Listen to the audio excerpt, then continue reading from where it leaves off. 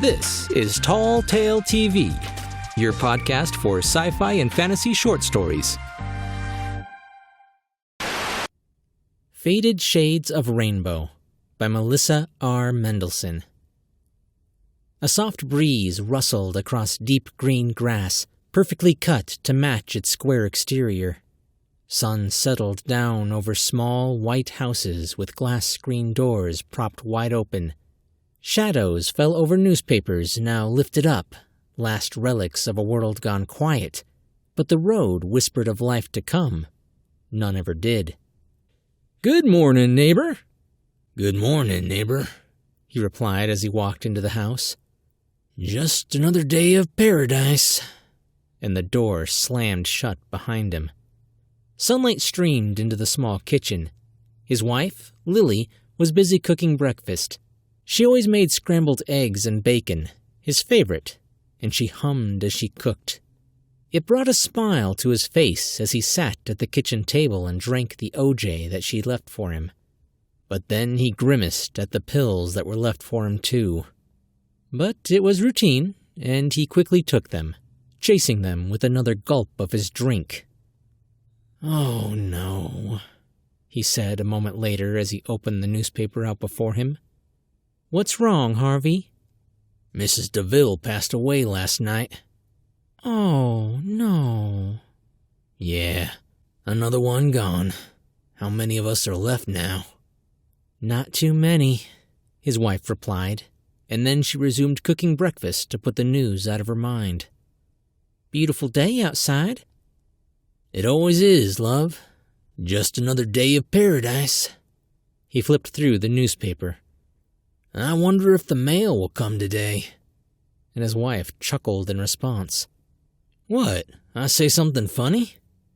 "You always ask about the mail, but there hasn't been any mail that has come here for so very long." "I know. It's routine." He placed the newspaper beside the now empty glass. "It's amazing we still have food left."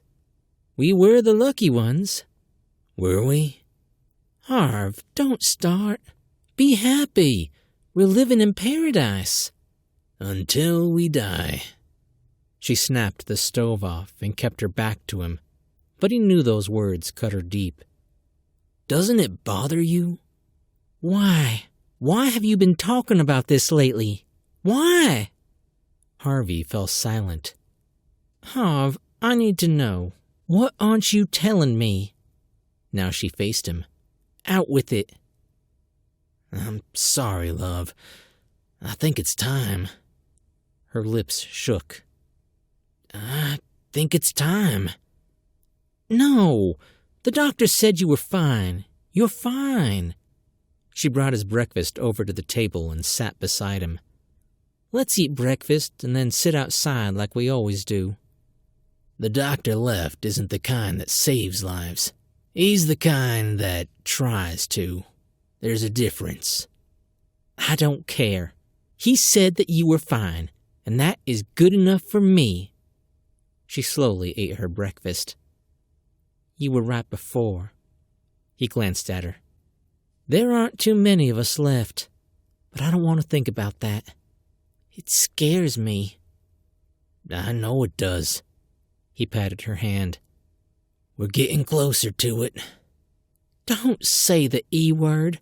I hate that word, and the newspaper always has that word on the front page. It's mocking us. We lived here for so long afterward, but no one has come." Tears filled her eyes. "We're the last." "All that matters to me, Harv, is that you and I are still here. You and I, and we. You are not going anywhere. So please, just eat your damn breakfast." And he laughed at that. She laughed back. "Silly old man." "Silly old nag." And she elbowed him for that. "So, gardening today?" "No, I did that yesterday while you mowed the lawn. I think we should just sit outside for a while." "And stare at the road?" "I don't see why." She finished her breakfast quickly and then moved towards the sink to wash the dishes. Maybe take a walk? It's a small neighborhood, 3 miles at best. We haven't walked in such a long time. Those empty houses bother me. He looked out the window. Now the house across the street will be empty. But we're still here. Yes, we're still here. And he finished his breakfast. A walk would be nice. His left arm twitched, but she didn't notice. How about 10 minutes? Or less. She kissed him on the cheek. Silly old man. And she left him alone after that. My beautiful wife of 50 years, he whispered. How you will miss me. His body already felt weak. He still fought to stand up and walk outside. The cool breeze greeted him. The grass smelled so sweet. The last of his neighbors waved their hellos and picked up their newspapers. The road remained empty. How he wished a car would go by, or a mail truck, something to tell him that the rest of the world was still there. But he knew the answer. They all did. This was not paradise, but they chose to believe that. They needed to believe that. And another shadow fell to the ground. And as a heartbreaking scream filled the air, the breeze became bitter, smacking at a newspaper left across the street, its headline screaming, "Extinction is near." Melissa R. Mendelson is a published horror and science fiction author. Her short stories have been featured in Siren's Call publication, Dark Helix Press, and on Tall Tale TV. She is currently working on a horror novel involving an evil porcelain doll called Ghost in the Porcelain, and she has short stories available on Amazon Kindle.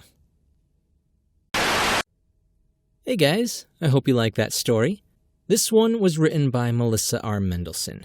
She's been something of a regular contributor to Tall Tale TV for a while, so if you'd like to hear more stories by her, I'll leave some links down in the description where you can find them. And if you get a chance and haven't yet, make sure to subscribe either on the podcast or on YouTube. I'm Chris Herron, and that's it for today's Tall Tale TV.